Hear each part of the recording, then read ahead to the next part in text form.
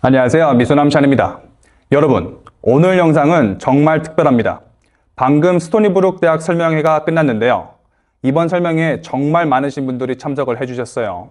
하지만 시간상, 거리상 이번 설명회에 직접 참여하시지 못하신 분들이 많을 거라고 생각을 합니다. 그래서 제가 여기 스토니브룩 대학 부총장님을 직접 단독으로 모셨습니다. 스토니브룩을 왜 진지하게 고려해야 하는지, 어떤 학생이 잘 맞는지, 마지막으로 뉴욕이라는 위치를 어떻게 기회로 바꿀 수 있는지 여러분이 궁금해하실 모든 것을요, 제가 부총장님께 직접 여쭤보도록 하겠습니다. 그럼 바로 시작해 보겠습니다.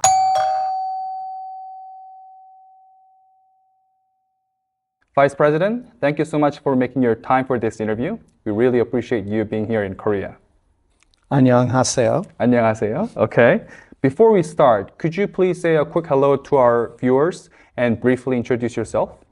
Yes, so hello, I'm Carl Lejue. I'm the Executive Vice President and Provost at Stonybrook University. And this is my 8th time to Korea, and I am just really happy to be talking both with Sean and with all of you. You said 8th time. Wow, then how long have you been here this time in Korea? So this trip is a little over a week. Mm-hmm. Sometimes the trips are just a few days. Mm-hmm. We have a campus in Korea, and I sometimes go to that graduation. Mm-hmm.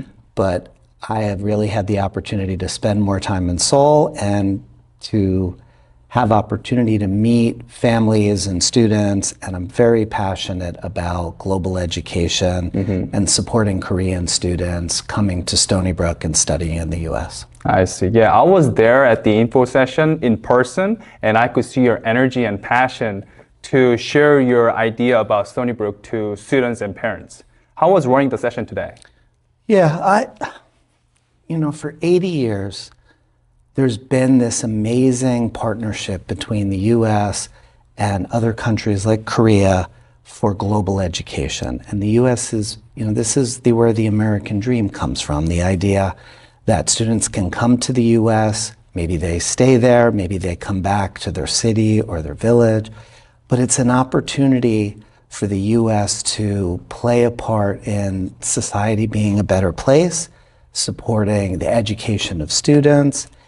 And that was always really special. And right now, there's uncertainty about that. And I know there's a lot of parents and students wondering, do I still want to go to the US? And sometimes when things are uncertain, people pull back. I believe if you have sound fundamentals, you become more assertive. So I'm coming even more now. I'm sharing even more now about Stony Brook and students coming there because I believe we can provide a great experience for those students. We can keep them safe. And that story is so important. So the chance to tell that to that room full of parents and students, it's just so motivating for me. Yes, and I think there were about 40 to 50 people today at the session today, right? And we actually went over time because you answered all the questions during the Q&A session, and I could definitely feel your passion. Yeah, some administrators like to be distanced from the people they serve. That's not my style. I love answering those questions. If you notice, when someone asks a question, I get very close to them because I'm having a conversation with them, and in that moment, helping them get the information they need is the most important thing. And I want to be that way at school. I want to be that way in events like this. That's part of being authentic. And when you are, you make connections with people, and that's when great things happen. Yes, I definitely agree with you. All right, then let's jump right into the first question.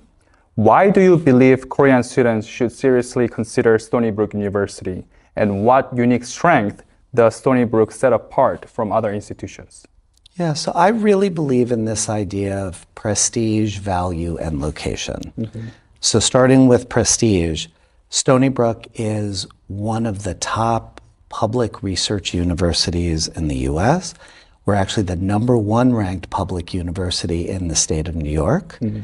And we offer an education that is infused with research. And what does that mean? It means that students are not just going to learn in the classroom, but they're going to be side by side with some of the greatest engineers, physicists, chemists, maybe even psychologists, learning hands-on, not just how to take what's in the textbook and make it real, but actually develop skills that are going to be career readiness skills. Mm-hmm. How do you work in a team? How do you become emotionally connected to the work you're doing? How do you communicate well?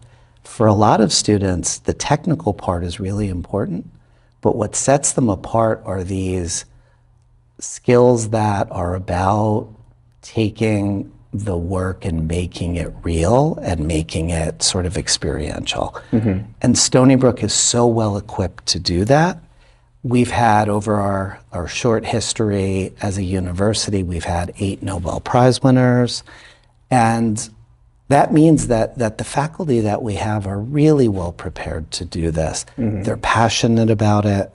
And as we think about the growth of the university, we're a university that's getting bigger all the time, that is getting more prestigious. We've moved up in the rankings in the US more than any other public research university in the top 100 schools.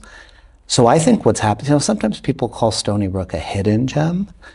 I think we're just a gem. And I think we're doing a really good job now of sharing all we have to offer, the prestige of the university, and the way in which students who want to come to the US, want to be in New York, that we're going to be able to provide that great experience for them. I see. I want to touch upon the part where you mentioned you have 8 Nobel Prize winners as faculty or professors, right? Then how can students learn from those Nobel Prize winners? Yeah, and so just to be clear, this is across the history of the university, but I'll tell you, one of the Nobel Prize winners there now, Barry Barish, who is in the area of physics, he goes out of his way to teach undergraduate seminars. So every year there's students that are able to learn from him. He does just other pop-up seminars. And when students contact him to do research, he actually responds. So in many cases, the research opportunities, the hands-on experiences, students are arranging them themselves because they see the faculty, they meet with them, they contact them. But we also have an Office of Undergraduate Research. And so if a student's less sure how to do that, we always have the resources available to help make something that's available also accessible. Yeah, being a research university, that's a really big thing in America. For those who don't know about it, yes. Then if you had to summarize Stonybrook just in one sentence for Korean students and parents, what would that be?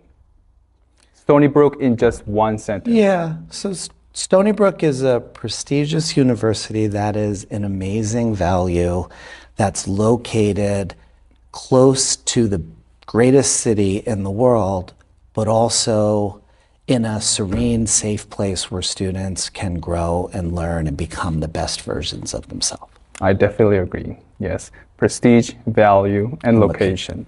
Yes. Okay, moving to the second question. This is the one students ask me the most. Which majors or programs is Stonybrook particularly strong in? And what makes this program stand out compared to those at other institutions? So from our start, physics and math have always been the signature programs. We have had very large donations to support those departments and majors. And so as a result, they're big, they have lots of faculty, lots of opportunities for students. The physics and astronomy department is ranked top 20 in the US. Their nuclear physics is one of the best in the world. Math has one of the top 10 geometry programs. So those have always sort of been anchors as a natural science.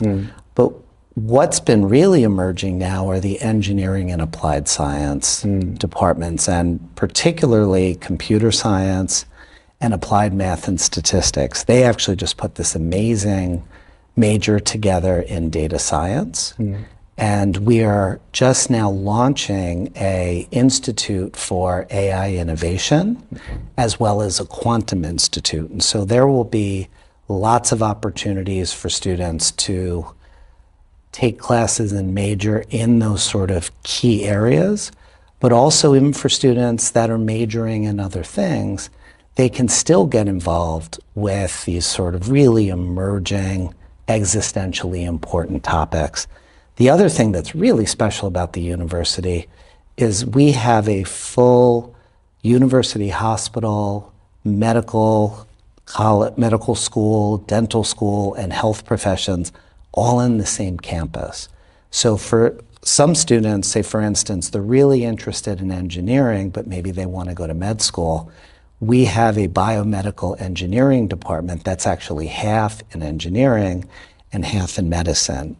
And you can only do that when they're all located together. And that's an advantage of, again, we're really close to New York City, but we're far enough away that there's enough space that we can actually have all of these things together on the same campus.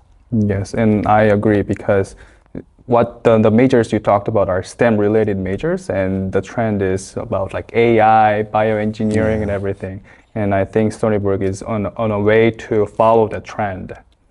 But I will also say we have a really strong history in the humanities and social and behavioral sciences, and even for students not majoring there, those are majors that help build those career readiness skills, and they're really important now as we think about the impact on society. So for AI, for example, it's very important that we have strength in the core technology, but there's lots of questions about the ethics of AI. How do we build it into a society that is healthy and safe? And with a new major that we're developing now, this was supported by the state of New York. We have a major in technology, AI, and society. So for students that are really interested in the STEM tech piece, they might major in computer science. But for a student that also cares about the human aspect, the application of it, they could major in this interdisciplinary degree, get some of the technical aspect, but also, particularly if their interests or skills are more in those social sciences, they're still able to get that opportunity and that career advantage while studying things that they're passionate about. True. I think that's really important. And also, I think a lot of students are still exploring and haven't fully decided on which major to study. And then what kind of support does Stony Brook provide for those students who are still figuring out and trying to decide which major to study? Yeah, and so I mentioned before, at a time where there is more uncertainty and students or even universities may be unsure about the U.S. bringing in international students, we are 100% sure that this is important, that we are investing more in this. And part of that is building not just ways to have students know about our university, to have them come to Stony Brook, but make sure they have a great experience there.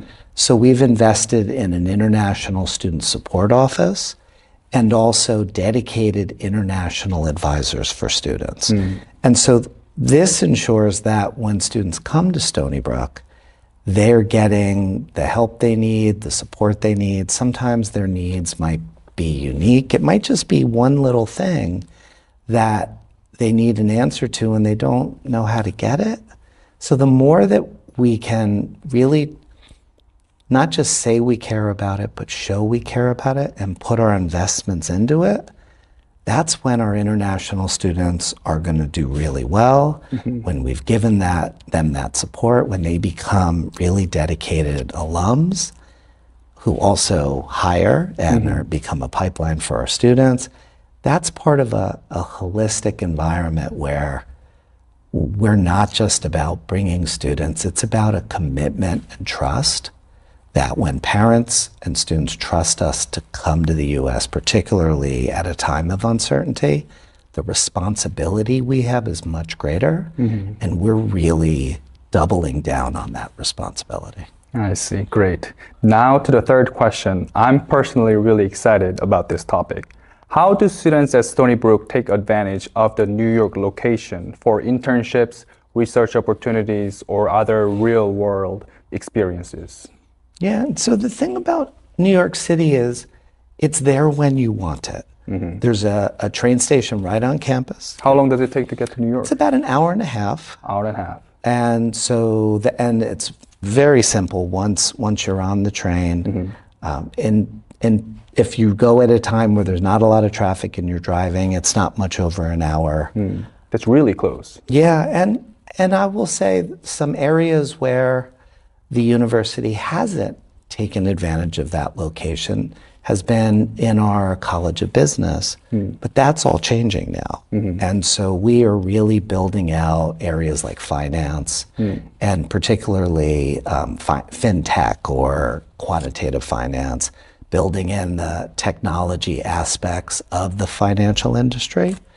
We are so close. We are hiring many tenure track faculty who are in the business school, who are a part of our MBA programs.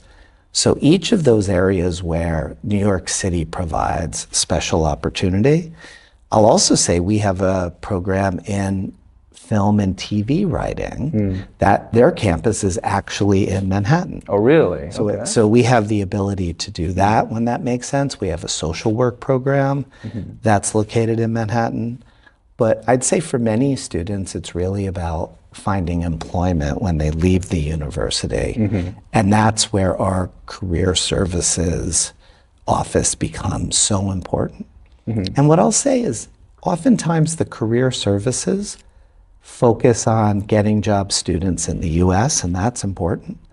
But for some students, they know they want to go back home. They want to come back to Korea. And we traditionally haven't provided a lot of help. But when I say that we're committed to that relationship, we are now investing more in our relationship with companies and industry in Korea so that we can help those students find jobs back home if that's where their path will take them. I see. Yeah, that's great. Some students feel like internships are mostly about luck. From your perspective, what do students who successfully land on internships or research opportunities tend to do different? That's a really great question. And we oftentimes talk about at a university, things can be available, they're there, but they don't feel accessible to students. And that can be even more the case for our international students. That's where we recommend from right when a student arrives on campus to go to the International Student Success Office, share what their goals are, what are the things they want to make sure that they're building towards even from the first day. And they're going to get that sort of concierge support there. But the other thing is we have one of the best career services offices of any place I've ever seen. And sometimes students go there at the end.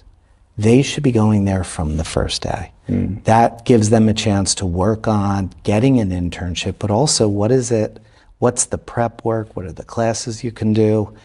You're right, if you wait until the end, it is luck. But if you understand and work with the right people early on, you can get a sense of, okay, here are the things that'll increase my odds.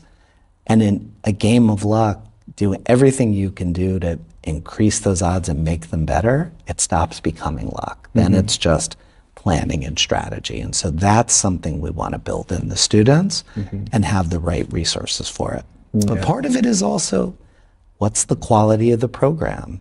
When you're in our computer science department, that is a highly ranked program. That is going to really help with those odds because many of our faculty work with people in industry. Many are able to write a letter of recommendation that tells someone looking to hire someone, this is a guarantee of someone who's really good. So part of it's picking the right university, part of it is what it means to be a research university and students working with our faculty really close. And part of it's making sure that they're utilizing the resources and not just that we have them, but that we're and the students are putting them to work to support them. Yes, so it sounds like Stony Brook has the benefit of the location from New York and also the resource provided from the college. It's just a matter of utilizing them. Great, let's talk about admissions then. When selecting students, what qualities does Stony Brook looking for? Yeah, so we have something we called holistic admissions. I think it's a really great idea. And so part of it is the test results and grades that students have. But the holistic part means we take into account what their experiences have been, adversities that they may have overcome, why they developed the passion for what they're studying. So we really encourage students, obviously, do the best you can in your classes, have the best grades you can, but also tell your full story, because that is going to help us understand what are the aspects that make you special that maybe don't come through in the numbers. I see a holistic approach. Yeah, then my last question. What final message would you like to leave with Korean parents and students who are considering to study at Stony Brook University? Yeah, I'll come back to this idea of right now, the idea and the dream of what it means to have global education, that the United States partners with other countries like Korea. It is so important that we remember why this has been so valuable and that we are working hard to support it and invest in it. So what does that mean? It means that when parents and students are trying to decide, is this risky? Is it worth the risk? Is it just better to go somewhere else or stay home?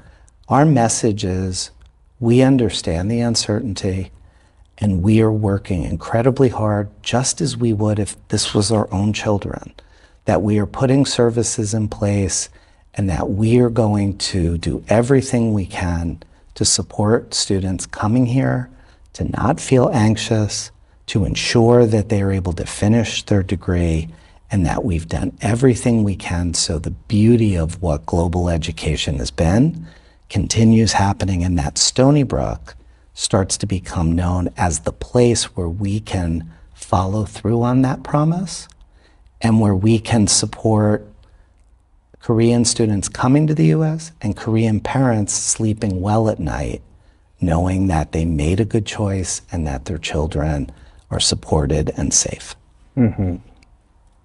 All right, Vice President, thank you again for your time and sharing such valuable insights. I know this will help a lot for Korean parents and students who are making big decisions right now. Thank you. Thank you, Sean. This was really a pleasure. Thank you. all.